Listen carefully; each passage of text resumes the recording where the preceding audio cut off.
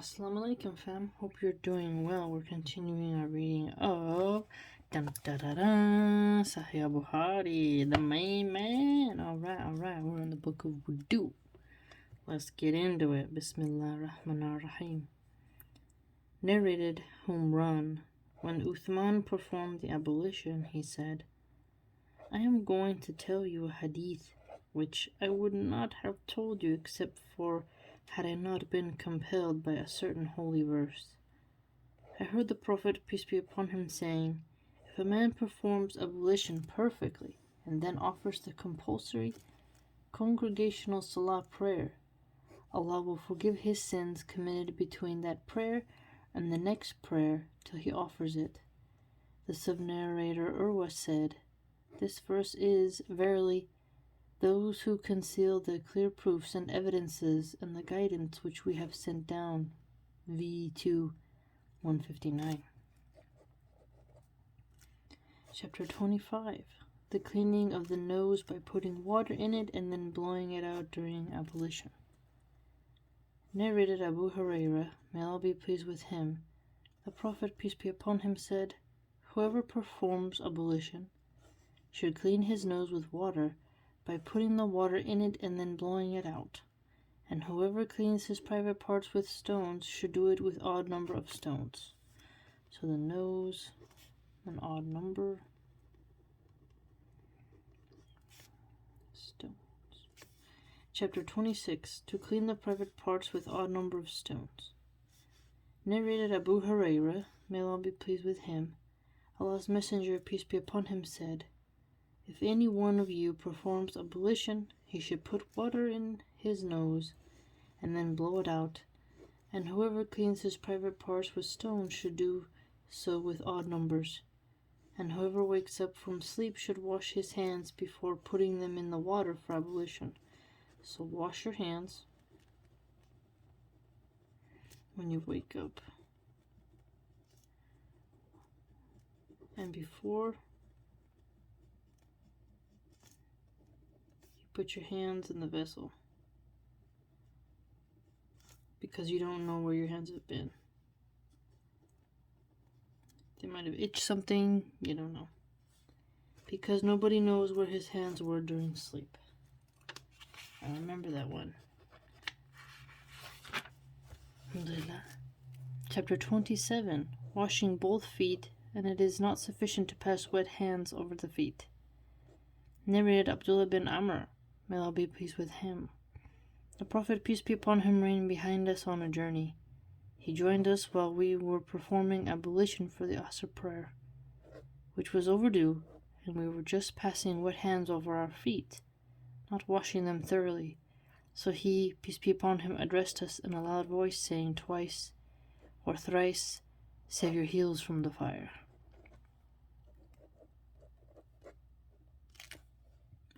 Chapter 28. To rinse the mouth with water while performing ablution. This statement has come from the Prophet, peace be upon him, on the authority of Ibn Abbas and Abdullah bin Zayd, may Allah be pleased with them. Narrated Humran, the freed slave of Uthman bin Affan. Hey, look at that. Humran. He is the freed slave. I saw Uthman bin Affan asking for a tumbler of water to perform ablution, and when it was brought, he poured water from it over his hands and washed them thrice, and his right hand in the water container, and rinsed his mouth and washed his nose by putting water in it and then blowing it out. Then he washed his face thrice, and then forearms up to the elbows thrice, then passed his wet hands over his head, and washed each foot thrice. After that, Uthman said, I saw the Prophet, peace be upon him, performing ablution like this of mine, and he said, if anyone performs ablution like that of mine, and offers 2 rak'ah prayer during which he does not think of anything else, then his past sins will be forgiven. Chapter 29. Washing of heels during ablution. Whenever Ibn Sirin performed ablution, he used to wash the place that was under the ring Oh, look at that. Under the ring. So, under the ring. Narrated Muhammad bin Zayd. I heard Abu Hurairah, may Allah be pleased with him, saying, as he passed by us while the people were performing ablution from a utensil containing water, perform ablution perfectly and thoroughly, for Abu Qasim, the Prophet, peace be upon him, said, save your heels from the fire. Chapter 30. Washing the feet when one is wearing shoes, and it is not sufficient for one to pass a wet hand over the shoes, but one should take off the shoes and wash one's feet. Narrated Ubayd bin Jurayj. I asked Abdullah bin Umar, may Allah be pleased with them, O Abu Abdurrahman, I saw you doing 4 things which I never saw being done by any one of your companions.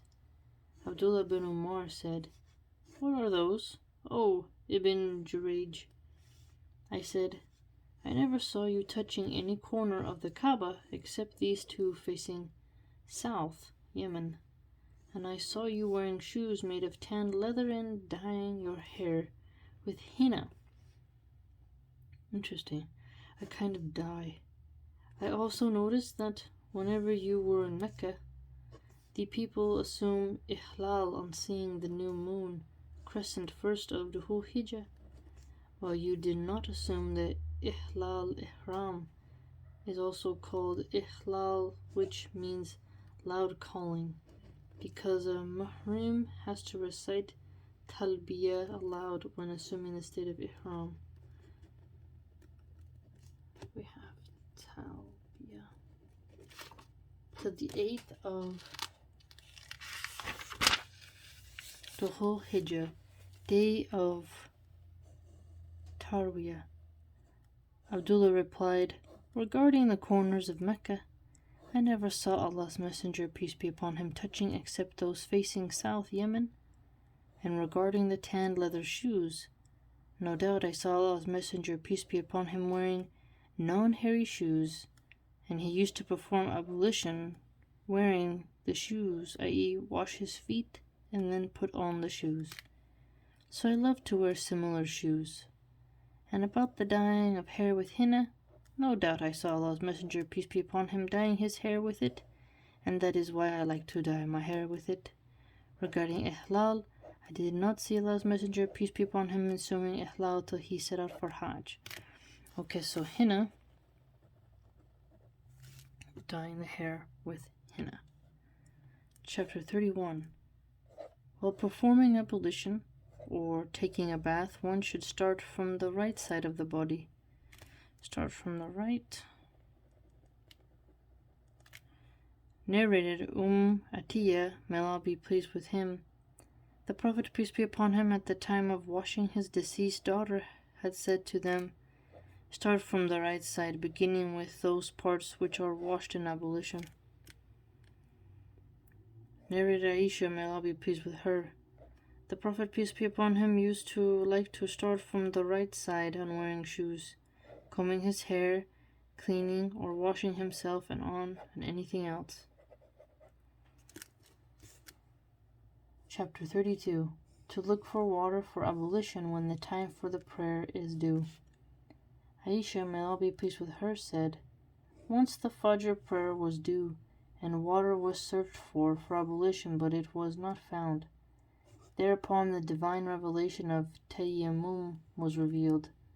Tayammum means to put or strike lightly on clean earth with one's hands and then pass the palm of each on the back of the other, blow off the dust, and then pass them on the face.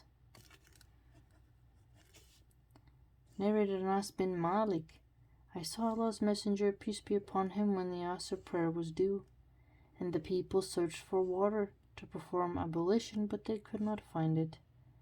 Later on, a vessel full of water for ablution was brought to Allah's Messenger, peace be upon him.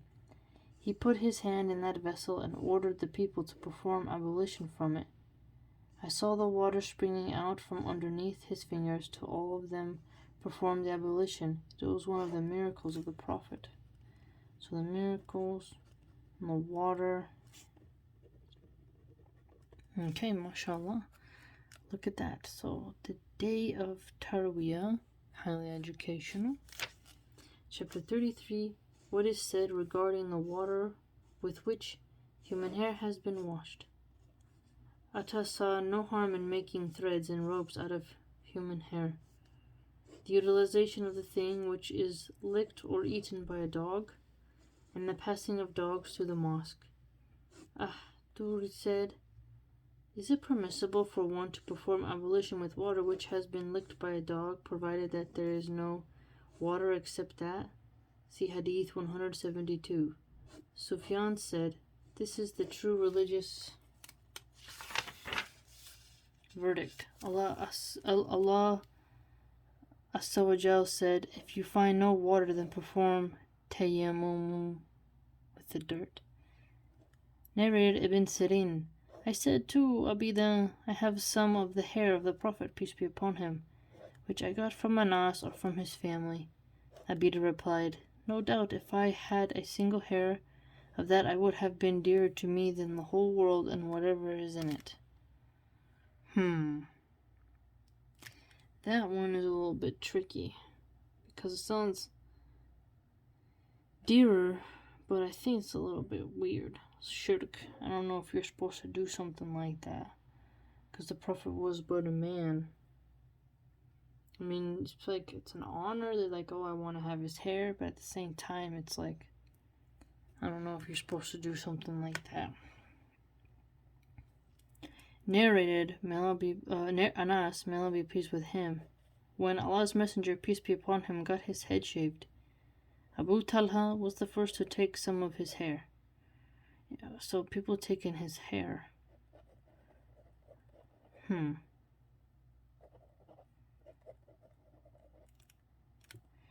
Chapter. Oh, okay, forgot the chapter number. If a dog drinks from the utensil of any one of you, then it is essential to wash it 7 times. Alright, dogs. Narrated Abu Hurairah, may Allah be pleased with him, Allah's Messenger, peace be upon him, said, if a dog drinks from the utensils of any one of you, it is essential to wash it 7 times. And then remember when we read that you should do it with dirt first? Narrated Abu Hurairah, may Allah be pleased with him, the Prophet, peace be upon him, said, a man saw a dog eating mud from the severity of thirst. So the man took his shoe and filled it with water, and kept on pouring the water for the dog, till it quenched its thirst. So Allah approved of his deed and made him to enter paradise. Yes, very famous one. Narrated Hamza bin Abdullah, my father said, during the lifetime of Allah's Messenger, peace be upon him, the dogs used to urinate and pass through the mosque, come and go. Nevertheless, they never used to sprinkle water on it, i.e., urine of the dog. Look at that. So, the doggies is going back and forth. So, I know that some apostates like to mention, like, oh, well, the Prophet Muhammad, peace be upon him, ordered some killing of some dogs. An angel doesn't enter the house of a person who has a dog. Jibreel wouldn't enter the house of the Prophet, peace be upon him, because there was a puppy under one of his beds. But here you can see that there's another angle, is that the dogs actually didn't urinate in the mosque, which is really interesting because dogs, male dogs, they lift their leg on anything.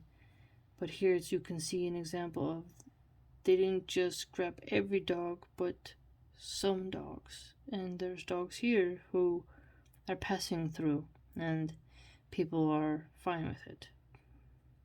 But you're not, I think if a woman or a dog, and there was something else, if they pass through your sutra, like the thing you have there where you're trying to pray, then you've lost the prayer. I can't remember what was the other one.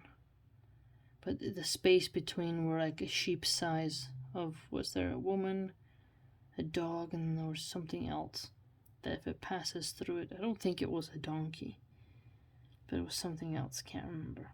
But, oh, a person. I think it was just like a person, a woman, any gender, but I remember a woman being specific, and a dog for sure. Interesting, but here anyways, you see that the doggies is going around. Very interesting. Alright, fam. Hope you learned something.